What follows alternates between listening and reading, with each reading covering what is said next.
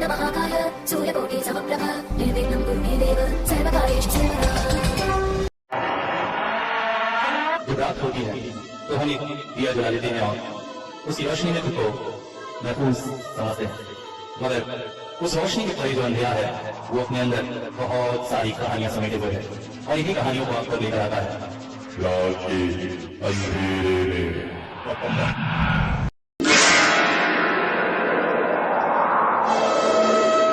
Hello, आदाब, नमस्कार, सत श्री अकाल दोस्तों, कैसे हैं सभी। और आशा करता हूँ आपकी नवरात्रि बहुत अच्छी बीत रही होगी। भाई मैं अपनी तरफ से तो काम कर ही रहा हूँ, बस आप लोगों को प्रतिदिन उन मंत्रों को जपना है और माता को याद करनी है और इस बार की नवरात्रि एकदम यादगार बना लेनी है ताकि माता की हर कृपा आप लोग के जीवन में आ जाए। और दोस्तों आशा करता हूँ फिल्म चुप आप लोगों ने देखी होगी। कैसी लगी भाई? मुझे तो उतना मज़ा नहीं आया भाई, पता नहीं क्यों। पब्लिक एकदम टूटी पड़ी। खैर करी हुई का पब्लिक, इतने दिनों से इतनी बकवास और वाहियात फिल्में आ रही थी, जब थोड़ी सी भी अच्छी फिल्म आ जाए तो, और वैसे भी सन्नी पाजी का तो अपना ही वट है। मगर मैं आप लोगों से कहना चाहूँगा कि अगर बहुत दिन से कोई अच्छी फिल्म नहीं देखी है तो अभी आर माधवन की एक धोखा मूवी आई है, उसको ज़रूर देखो यार। आय हाय क्या मूवी है यार, मज़ा आ गया।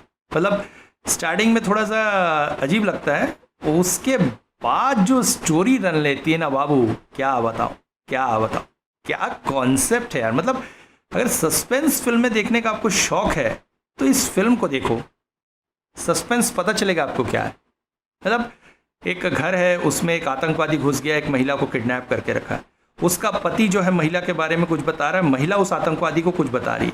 अब कौन सही बोल रहा है, कौन गलत बोल रहा है, और कॉन्सेप्ट मतलब क्या बताऊं यार। उस फिल्म को देखकर मैंने साला ये आइडिया, मतलब इन चूतिया बॉलीवुड वालों के दिमाग में क्यों नहीं आता है। ये भसोड़ साला वो लाइगर और ब्रह्मास्त्र जैसी गंदगी देने से अच्छा, मतलब आप चुप को धोखा से कंपेयर करके देखो, आप भूल जाओगे। मतलब क्या साला, मतलब साइको मिस्ट्री अगर बनाना है ना तो ऐसी फिल्म बननी चाहिए यार। एक बार देखो, जरूर देखो। और आज बारासिंगा के सीन का दूसरा पार्ट। वो हंसी किसकी थी वो अभी मैं तुम लोगों को नहीं बताऊंगा, अभी बहुत सी बातें बतानी बाकी हैं। मैं वहां पर भारी चोट खाए जमीन पर पड़ा रहा। आसमान से बर्फ गिर रही थी।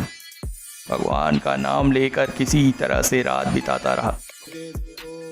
इसके बाद सवेरे की रोशनी आई, फिर नंदाल गांव वालों को लेकर मुझे ढूंढता हुआ वहां पहुंचा और फिर मुझे वापस गांव लेकर आया। और आते आते मैं बारासिंगा के सिर के ये खोल ले आया।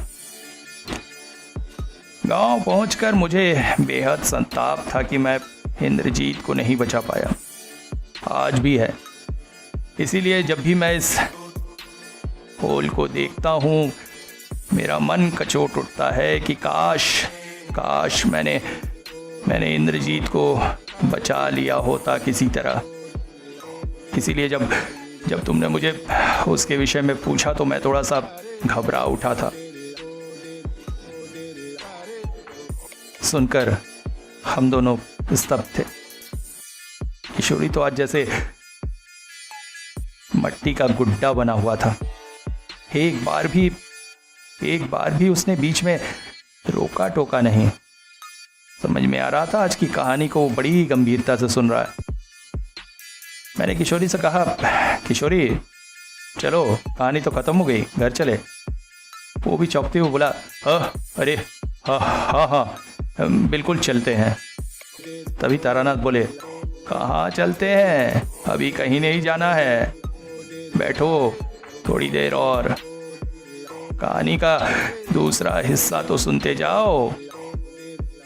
हम दोनों चौंक पड़े और वहीं बैठ गए।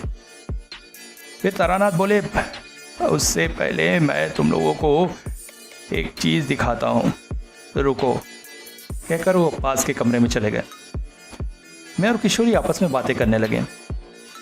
मैंने किशोरी से कहा, किशोरी आज की कहानी तुम्हें कैसे लगी? वैसे कहानी तो कहानी ही है, मगर मानना पड़ेगा, इनके पास घटनाओं का ढेर है, पर पता नहीं क्यों आज की कहानी मुझे कुछ अलग सी लग रही है। मेरा भी वही मानना है। आज की कहानी में एक सच्चाई है, वरना क्या तारानाथ इतने ही कुशल हैं कि किसी भी वस्तु को देखकर एक लंबी सी घटना का वर्णन कर सके? नहीं, कुछ ना कुछ तो इसमें सच्चाई अवश्य होगी। हाँ, ये बात अवश्य है कि ये सच्चाई हमारे लिए कुछ आश्चर्यजनक है और इसीलिए हम इसे मानने में असमर्थ होते हैं। अभी हम ये बातें कर ही रहे थे कि तारानाथ 2 कटोरी लेकर सामने उपस्थित हुए। एक में मुर्रा था, एक में बताशे। बोले, लो खा लो। अरे आप ये सब लाने गए क्यों? अरे भाई, शाम तो ढलने को आई, भूख तो लगी होगी तुम्हें। चारी और उसकी माँ रहते तो भाई बात कुछ और होती, बढ़िया सा भेल बनवाता तुम लोग के लिए, मगर मेरी हालत तो जानते ही हो। आज बस रूखे सूखे में गुजारा करो। लो तुम लोग खाओ, मैं अभी आया। हम दोनों बैठकर सूखा मुर्रा और बताशा ही खाने लगे। तभी अचानक तारानाथ कमरे में प्रविष्ट हुए। हाथों में एक मध्यम आकार का संदूक था। हम दोनों खाना रोककर आश्चर्य भरी निगाहों से उनकी तरफ देख रहे थे। यही है वो जो तुम लोगों को दिखाना था, कहकर उन्होंने संदूक खोल दिया। और संदूक के खोलते ही हवा में एक बहुत ही बुरी सी बदबू फैल गई। ऐसी भयानक बदबू जिसकी कल्पना भी कोई साधारण इंसान नहीं कर सकता है। हम लोगों के हाथ अब खाने की तरफ नहीं बढ़ रहे थे। बदबू से पूरा शरीर धधक उठा था। मगर अगले पल जो कुछ देखा वो और आश्चर्यजनक था। तारानाथ ने अपने हाथों में पकड़ा हुआ था एक जीभ, काला सा जीभ, और ये बदबू उसी जीभ से आ रही थी।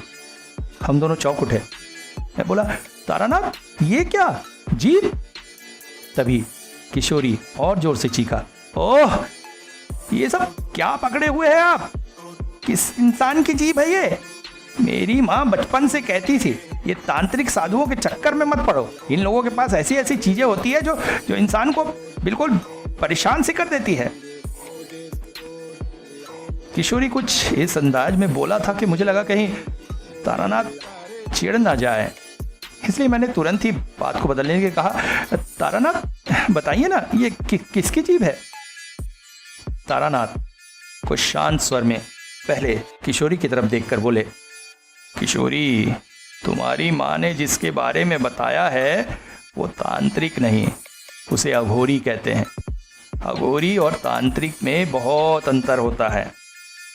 अघोरी किसी भी चीज से घृणा नहीं करते हैं, वो किसी भी वस्तु को अपने पास रख सकते हैं, ऐसी वस्तुएं भी जो सामान्य इंसान की सोच से भी दूभर है। जबकि तांत्रिक ऐसा नहीं करते हैं, वो कभी भी ऐसी वस्तुएं अपने पास नहीं रखेंगे जिसे देखकर सामान्य इंसान उद्विग्न हो उठे, समझे? और जहां तक बात है जीभ की, तो आगे जो बात मैं तुम लोग को सुनाना चाहता था वो इसी के विषय में है। फिर हुक्के के कुछ कश लेने के बाद तारानाथ आगे बोले, जब नंदलाल के घर में पहुंचा तो मेरी हालत काफ़ी ख़राब थी। डॉक्टर ने बताया था पसलियों के निचले हिस्से में हेयर लाइन क्रैक आ गया था। नंदलाल तो मुझे छोड़ने वाला नहीं, 2-3 महीना उसके घर में ही पड़े रहना पड़ा। हालांकि मैंने उसे बहुत समझाया, देखो भाई किसी भी सन्यासी का इस तरह पारिवारिक व्यक्ति के घर में नहीं रहना चाहिए। लंबे समय तक रहने से परिवार के प्रति एक प्रेम जाग उठता है जो एक सन्यासी के लिए वर्जित है, मगर वो मानने वाला कहाँ था।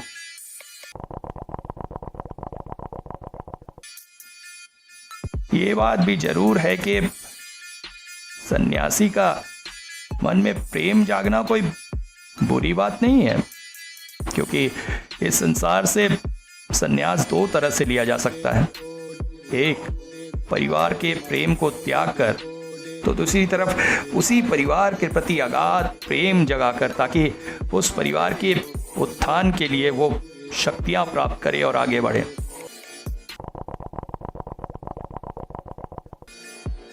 खैर 3 महीने किसी तरह से उसके घर में बिताकर मैं वापस चला आया।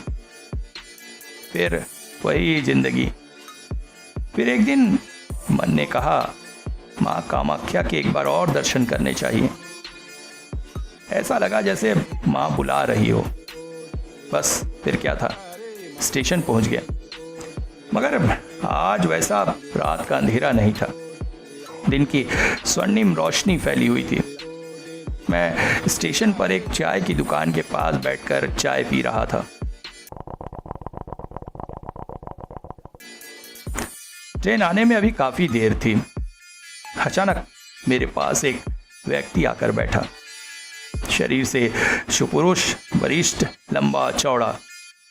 मैं उसे देखकर आश्चर्य से उसकी तरफ देख रहा था। वो चाय खत्म करते ही साथ मुझसे बोला, घड़ी खम्बा, कहाँ को जाएंगे आप? मुझे एहसास हो गया कि शायद उसने भांप लिया है कि मैं उसी को देख रहा हूँ। मैंने कहा, कामाख्या की तरफ जाना था। ओह अच्छा, बहुत अच्छी जगह है, माँ की कृपा है। साधु भक्ति के कार्य में लगे रहना चाहिए। वैसे आपका नाम क्या है? मेरा नाम तारानाथ बैनर्जी है। ओह, क्या करते? वैसे मैं विशेष तो कुछ करता नहीं, घूमता हूँ और लोगों से मिलता हूँ और ज्ञान प्राप्त करता हूँ। एक तरह से मुझे साधु सन्यासी ही मान सकते हैं। ओहो, साधु बाबा, बहुत अच्छे, बहुत अच्छे। हमको साधु सन्यासी लोगों का साथ करना बहुत अच्छा लगता है। हमारा नाम बटुकनाथ खंडेलवाल है। हम उदयपुर के पास एक गांव में रहते हैं। यहाँ पर हमारे बाप दादाओं के कुछ साड़ी कपड़े के दुकान है। बस साल में 2 बार वहीं का हिसाब वगैरह लेने के लिए आते हैं। अभी भी उसी के लिए आए थे। अब बस अपने गांव लौट रहे हैं। अचानक मुझे जैसे किसी अनिष्ट की आशंका लगी। मैं क्या महसूस कर रहा था ये कह नहीं सकता, पर गुरु के आशीर्वाद से और मधुर सुंदरी देवी की कृपा से ये गुण मुझ में था। मैं अचानक उठकर खड़े हो गया और खंडेलवाल से बोला, आप यहीं रुकिएगा मेरे आने तक, मैं थोड़ी देर में लौटूंगा, यहीं रुकिएगा, जाइएगा मत। कहकर मैं वहाँ से चला गया। थोड़ी देर बाद मैं लौटा तो देखा खंडेलवाल अपने सामान वगैरह कंधे में रखकर खड़ा हो गया। बस निकलने को ही था वो। मुझे देखते ही बोला, अरे साधु महाराज, मैं तो इंतज़ार कर कर के थक गया था आपका, बस निकलने ही वाला था कि आप आ गए। चलिए, अच्छा हुआ आपसे मुलाकात हो गई। आपने कहा था रुकना, मगर मेरी ट्रेन छूटने वाली है, इसलिए रुक नहीं पा रहा था। मैंने उससे कहा, देखिए बटुकनाथ जी, अगर मेरी माने तो इस ट्रेन से मत जाइए। अरे क्या कह रहे हैं, हमको तो गांव लौटना ही होगा, वहाँ हमारी जमींदारी है, वो भी देखना है। ये ट्रेन छोड़ देंगे तो देखिए, इसके बाद रात में एक और ट्रेन है, आप उससे जा सकते हैं, मगर इस ट्रेन से मत जाइए।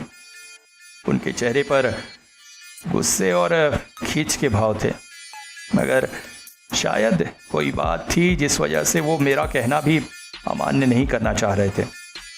वो बोले, साधु बाबा, आपने तो बड़ी दुविधा में डाल दिया है। अच्छा ठीक है। इसके बाद ट्रेन धीरे धीरे स्टेशन छोड़ने लगी। वो निराशा भरी नज़रों से ट्रेन की तरफ देख रहे थे। अब एक लंबा इंतज़ार था रात का, जब उनकी ट्रेन हो गई। हम दोनों स्टेशन के बाहर जाकर बैठ गए थे, इधर उधर की कुछ बातें कर रहे थे। तभी अचानक कुछ लोगों के कोलाहल से हमारा ध्यान टूटा और जो कुछ पता चला उससे खंडेलवाल तो जैसे कांप से उठे थे। जिस ट्रेन से खंडेलवाल जाने वाले थे वो कुछ दूरी पर जाकर ही पटरी से अलग हो गई थी और एक भयंकर दुर्घटनाग्रस्त हो गई थी। मैंने देखा उनका शरीर जैसे थर-थर कांप रहा था। वो मेरे हाथों को पकड़कर फपक फपक कर रो उठे। साधु बाबा, आज आपने मुझे बचा लिया। कुछ देर पहले जो उनके चेहरे पर वितृष्णा के और खींच के भाव थे, अब वो भक्ति और श्रद्धा में बदल चुके थे। अगर मेरी बात उन्होंने नहीं मानी होती तो शायद अभी तक मृत्यु को प्राप्त कर चुके होते। अब तुम लोग ये सोच रहे होगे कि आखिर मैंने ये सब किया कैसे। देखो, डामर तंत्र में कई ऐसे उपाय हैं। विशेषकर भूत डामर तंत्र में एक खास मंत्र है जिससे भविष्य देखा जा सकता है। मैंने तुम लोगों को बताया मैं कुछ देर के लिए उससे अलग हो गया था। असली में मैं स्टेशन के एक एकांत भरे स्थान में गया। वहाँ पर मैंने 3 घास तोड़ी और पास ही के एक छोटे से तालाबनुमा जगह में जाकर एक विशेष मंत्र पढ़ा जो मेरे गुरुदेव ने मुझे दिया था। और फिर उन घास के तिनकों को तालाब के पानी में फेंकते ही अचानक मुझे एक ट्रेन का दृश्य दिखाई दिया और बस मुझे समझ में आ गया, खंडेलवाल का जो भी विपत्ति है वो इस ट्रेन से ही है, इसलिए मैंने उसे रोक दिया। खंडेलवाल तो इतना प्रसन्न हो गया था कि क्या करे और क्या नहीं उसे समझ में नहीं आ रहा था। बस मुझे साष्टांग प्रणाम नहीं किया, यही था। फिर अचानक वो बोला, साधु महाराज, आप तो घूमने फिरने वाले व्यक्ति है ना, तो चलिए एक काम करिए, हमारे गांव चलिए। मैं सुनकर आश्चर्यचकित हो गया। अरे ये क्या कह रहे हैं आप? कहाँ ये जगह और कहाँ राजस्थान? बहुत लंबा फेरा हो जाएगा। अरे इसमें क्या बात है, आप तो ऐसे भी घूमने फिरने वाले व्यक्ति हैं, तो घूम लीजिए। चलिए, हमारे चाचा जी बहुत साधु सन्यासी मानने वाले हैं, आप उनसे मिलिए, वो आपसे मिलकर बहुत खुश होंगे। चलिए। मैं उसकी बातों को नकार नहीं सका और चल पड़ा एक नए गंतव्य की ओर। उदयपुर के पास सिरसा ग्राम था उनका। स्टेशन पर पहुंचकर घोड़ा गाड़ी में बैठकर वो मुझे अपने गांव ले जाने लगे। मैं पहली बार घोड़ा गाड़ी में बैठा था। बड़ा आनंद आ रहा था। जीवन में ये अनुभव भी ले लिया। घोड़ा गाड़ी चलती हुई एक बड़े से घर के पास पहुंची। मैं तुम लोगों से वर्णन नहीं कर सकूंगा।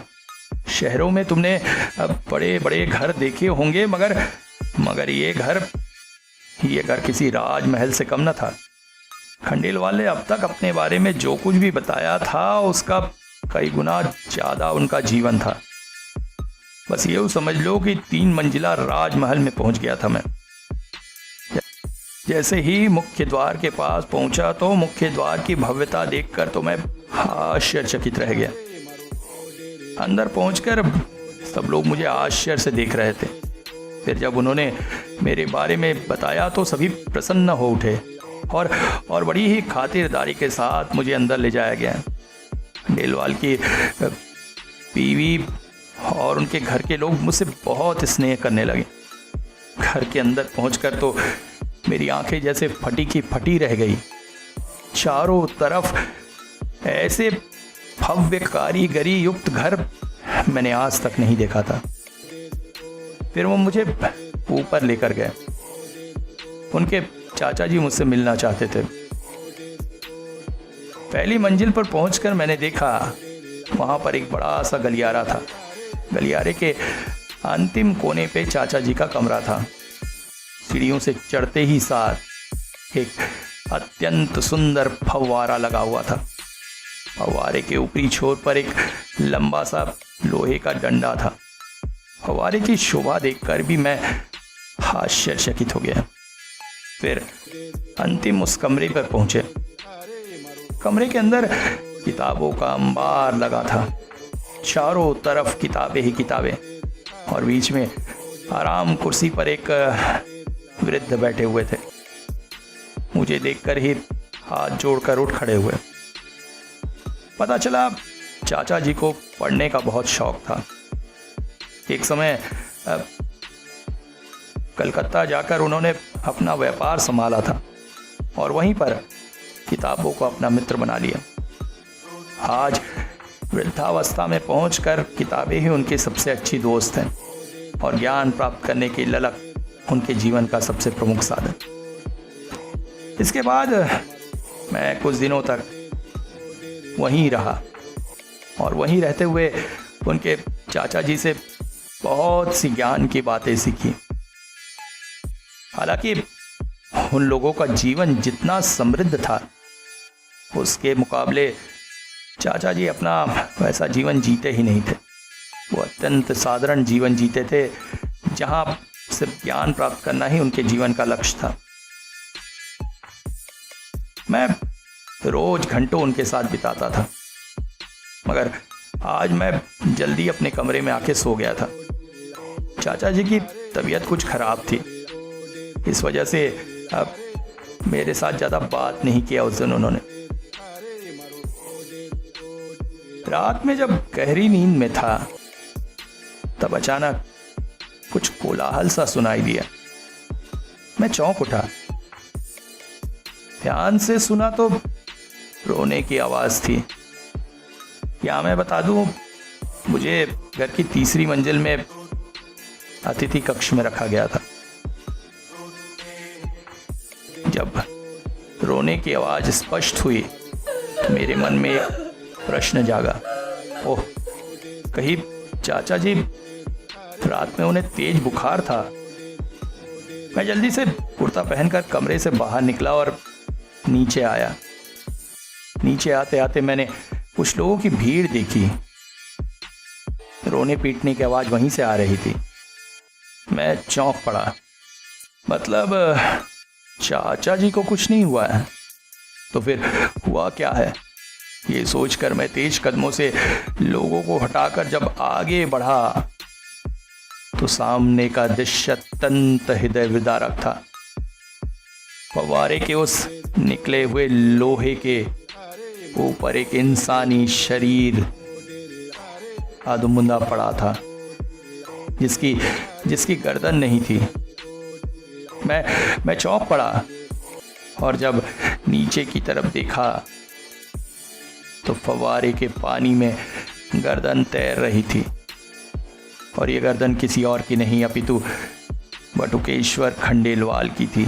उफ, ये क्या देखा मैंने? पूरा पानी और श्वेत पत्थर से बना हुआ फव्वारा खून से लाल हो चुका था। ये कैसे हुआ? मैंने बटुकेश्वर की इतनी बड़ी विपत्ति से रक्षा की थी, मगर ये विपत्ति उसके ऊपर आने वाली है, ये मैं कैसे नहीं जान सका और कैसे उसकी रक्षा नहीं कर सका? मेरा मन जैसे क्रंदन कर उठा। एक तरफ इंद्रजीत को नहीं बचा पाया, दूसरी तरफ बटुकेश्वर को नहीं बचा पाया। ओफ, ये सब मेरे साथ क्या हो रहा है? तभी अचानक पुलिस की वर्दी पहने एक व्यक्ति मेरे सामने आया। आप महाशय कौन है? यहीं रहते हैं? अब नहीं, मैं मेहमान हूँ, कुछ दिन यहाँ घूमने के लिए आया था। मगर ये सब कैसे हुआ? पता नहीं क्या हो रहा है इस घर में, कुछ समझ में नहीं आता है। कुछ ही समय में 3 खून पहले हो चुके हैं और ये चौथा। 3 खून पहले हो चुके हैं, मगर मुझे तो इस बारे में कुछ भी नहीं बताया गया। कौन कौन? पहले इस घर की नौकरानी, फिर एक नौकर और फिर बटुकेश्वर जी के पिता और अब खुद बटुकेश्वर। आखिर कौन खून कर रहा है, कुछ समझ में नहीं आता है। इसके बाद पोस्टमार्टम और लाश के दहन वगैरह का काम हुआ। उस रात मैं अपने कमरे में सो रहा था। अचानक एक भयंकर स्वप्न दिखाई दिया, जहां मेरे सामने इंद्रजीत और बटुकेश्वर खड़े थे। तारानाथ जी, आप हमें नहीं बचा पाए था, कोई मुसीबत नहीं आने देंगे। आपको कोशिश करनी चाहिए थी मुझे बचाने की। आप इस तरह से कैसे कर सकते हैं? बताइए मेरी रक्षा करने के बाद आपने यहाँ मेरी रक्षा क्यों नहीं की? तो हमें बचा सकते थे। हाँ तारानाथ जी, आपको हमें बचाना चाहिए था। मैं घबरा कर उठ बैठा। ओफ, मेरी अंतरात्मा पे पड़ा बोझ बढ़ता जा रहा था।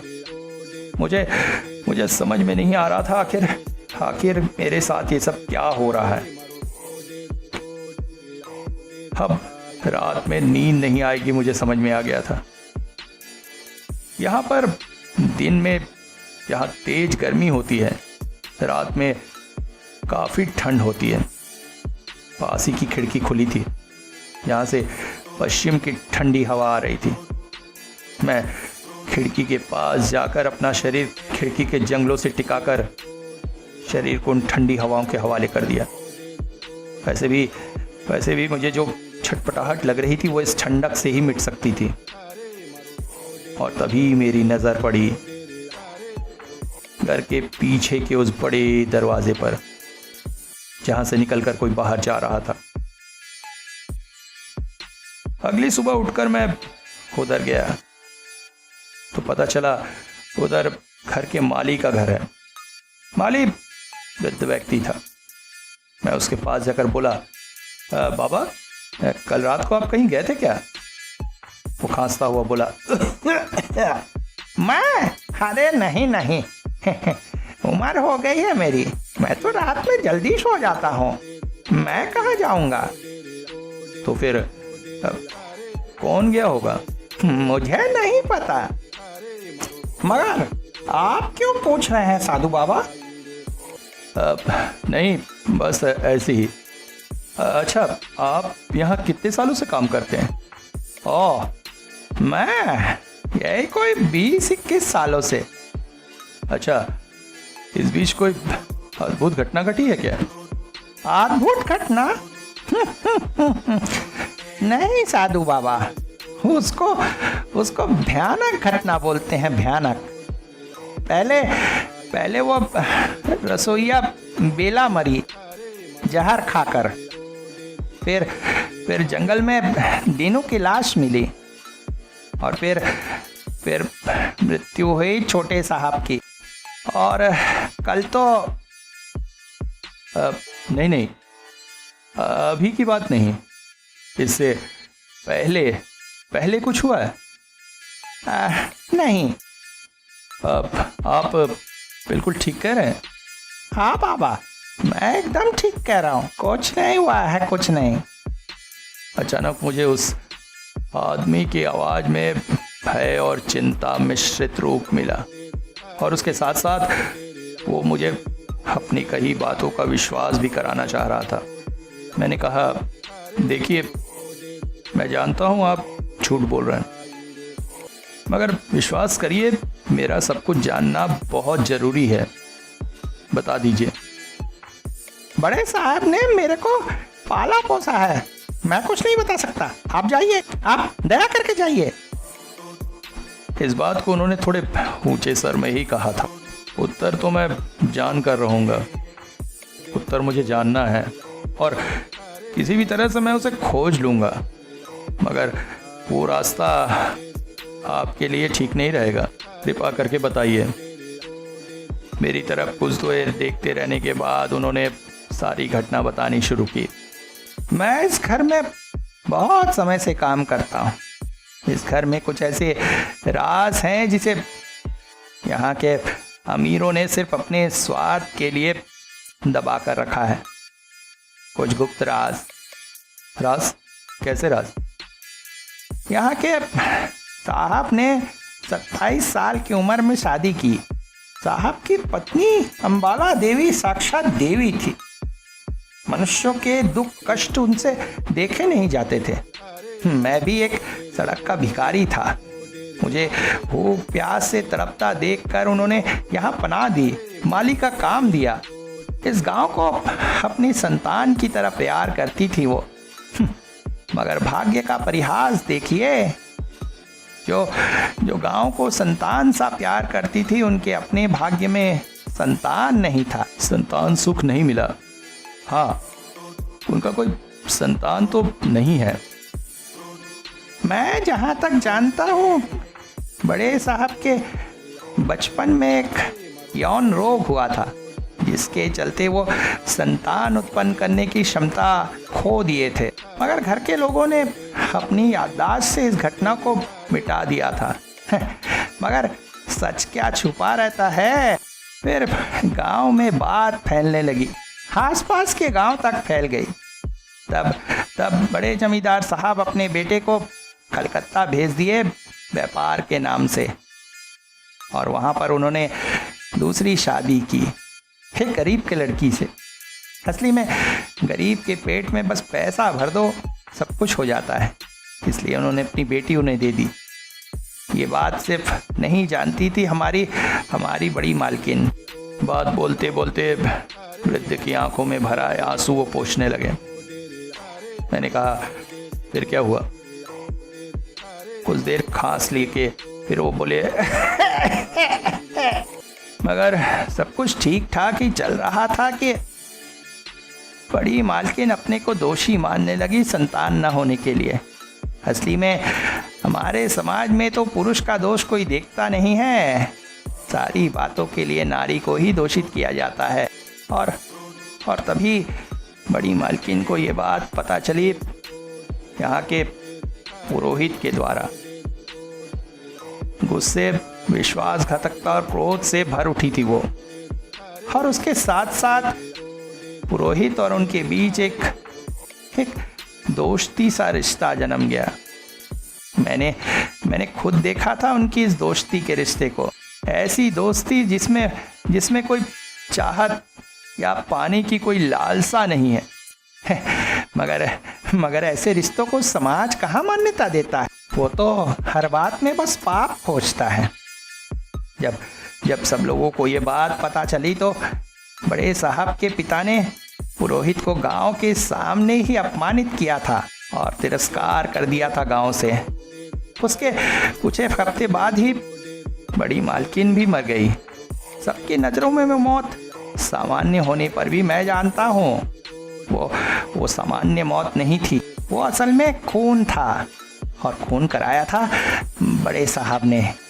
ये मेरा विश्वास है, मेरा विश्वास है। ये सारी बातें सुनकर मैं स्तंभित सा खड़ा रहा।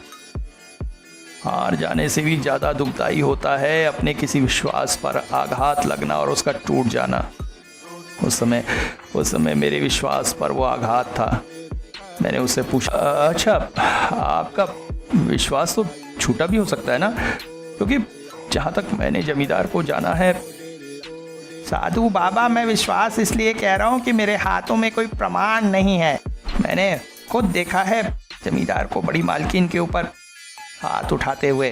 कहते कहते वृद्ध व्यक्ति रोने लगे। मैंने उन्हें रोकने की कोशिश नहीं की। क्यों जानते हो? क्योंकि हमारे जीवन में भावनाएं भी नदी की तरह होती हैं, उनको बह देने जाना ही सबसे अच्छा होता है। फिर कुछ देर बाद मैं उनको बोला, अच्छा ये सब तो पुरानी घटना है, उसका आज के घटनाओं से कोई संबंध ही मुझे नहीं लगता है। वो मैं नहीं जानता हूँ, मगर उसके बाद से इस घर का स्वभाव जैसे बदल गया।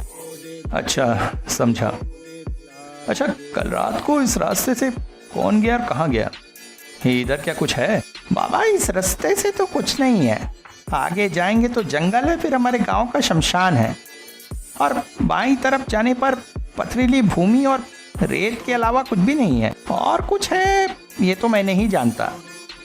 अच्छा, बहुत बहुत शुक्रिया, आपने बहुत मदद की। इतना बोलने के बाद तारानाथ रुके और हुक्का गुड़गुड़ाने लगे। थोड़ी देर बाद फिर उन्होंने बोलना शुरू किया। हाँ, तो जैसा बता रहा था, उस दिन दोपहर का खाना ख़त्म करके मैं निकल पड़ा उस गंतव्य की खोज में। मगर कुछ देर चलने के बाद मुझे समझ में आ गया मैंने बहुत बड़ी भूल कर दी थी। दिन के समय वहाँ का वातावरण जैसे अलग ही हो जाता था। आसमान से सूरज जैसे अग्नि बरसा रहा था। ज़मीन में जैसे अग्नि के फव्वारे फूट रहे हों। चलते चलते मेरे पूरे शरीर के साथ मेरे पैर भी जल उठे थे। तुम लोग विश्वास नहीं करोगे, गर्मी की वजह से सड़क पर दरारें पड़ गई थी। मैं आगे बढ़ता बढ़ता किसी छांव भरी जगह की तलाश में एक दूर खड़े वट के पेड़ को देखा। मेरा पूरा शरीर उस वक्त जोर लगाकर किसी तरह से उस पेड़ के पास पहुंच जाना चाहता था।